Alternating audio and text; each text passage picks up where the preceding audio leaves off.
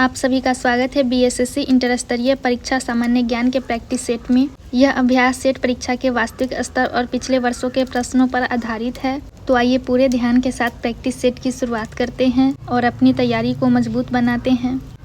Question number 69, BPCL ने उत्सर्जन को कम करने और किस वर्ष तक अपने शुद्ध शून्य लक्ष्यों को प्राप्त करने के लिए डीजल इथेनॉल मिश्रण विकसित किया है?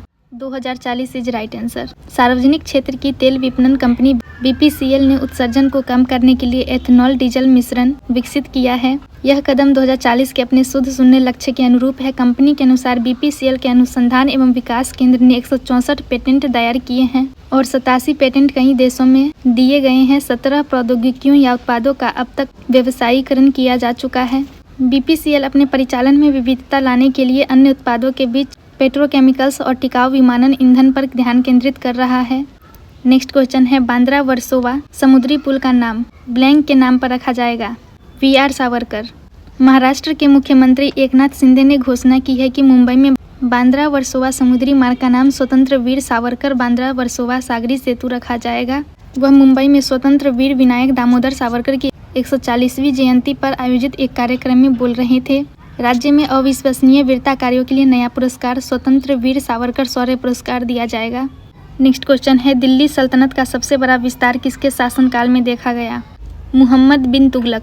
मुहम्मद बिन तुगलक इल्तुतमिश के बाद दूसरा सुल्तान था जिसने खलीफा से मान्यता प्राप्त की। मुहम्मद बिन तुगलक भी अलाउद्दीन खिलजी की तरह साम्राज्यवादी था। दिल्ली के सुल्तानों में सबसे बड़ा राज्य मुहम्मद बिन तुगलक का था। नेक्स्ट क्वेश्चन है, निम्नलिखित में से कौन सी कृष्णा नदी की सहायक नदी नहीं है? मंजीरा। कृष्णा नदी भारत में पश्चिमी घाट पर्वत श्रृंखला में उत्पन्न होती है। कृष्णा नदी भारत में पश्चिमी घाट पर्वत श्रृंखला में उत्पन्न होती है। सहायक नदियों में कोयना नदी, भीमा नदी, कुंडली नदी, मालप्रभा नदी, घाटप्रभा, येरला नदी, वारणा नदी, बिंदी नदी, मूसी नदी और दूधगंगा नदी शामिल है।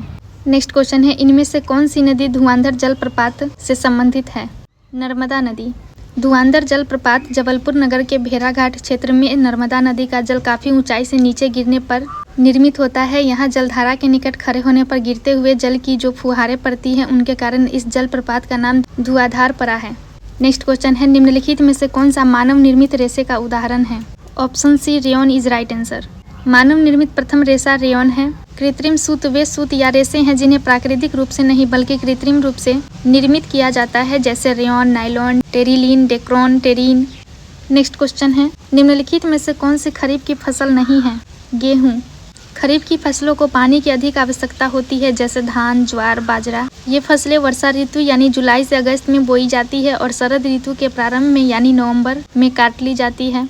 नेक्स्ट क्वेश्चन है, राजा राम मोहन राय के विचारों के प्रचार प्रसार के लिए तत्वबोधिनी सभा की स्थापना इनमें से किसने की थी? देवेंद्रनाथ टैगोर जी ने। देवेंद्रनाथ टैगोर ने कलकत्ता में 6 अक्टूबर 1839 को तत्वबोधिनी सभा की स्थापना की थी। इस सभा का उद्देश्य धार्मिक विषयों पर चिंतन के तहत उपनिषदों के सार का प्रसार करना था। 1859 में तत्वबोधिनी सभा का विलय ब्रह्म समाज में कर दिया गया। नेक्स्ट क्वेश्चन है, भारत के इनमें से किस बंदरगाह का नाम बदलकर दीनदयाल बंदरगाह रखा गया? Kandla is right answer. Kandla Bharat के गुजरात राज्य के कच्छ जिले में स्थित देश का सबसे बड़ा बंदरगाह है। आयात निर्यात से पूरे विश्व के साथ जुड़ा हुआ है। कांडला का नाम बदलकर अब दीनदयाल बंदरगाह कर दिया गया है। नेक्स्ट क्वेश्चन है, राष्ट्रीय प्रौद्योगिकी दिवस प्रतिवर्ष ब्लैंक की स्मृति में मनाया जाता है? पोखरण 2। 11 मई 1998 को आयोजित पोखरण परमाणु परीक्षण शक्ति की वर्षगांठ को याद करने के लिए हर साल 11 मई को पूरे भारत में राष्ट्रीय प्रौद्योगिकी दिवस मनाया जाता है। पोखरण परमाणु परीक्षण मई 1974 में किया गया पहला परमाणु परीक्षण था जिसका कूट नाम स्माइलिंग बुद्धा था।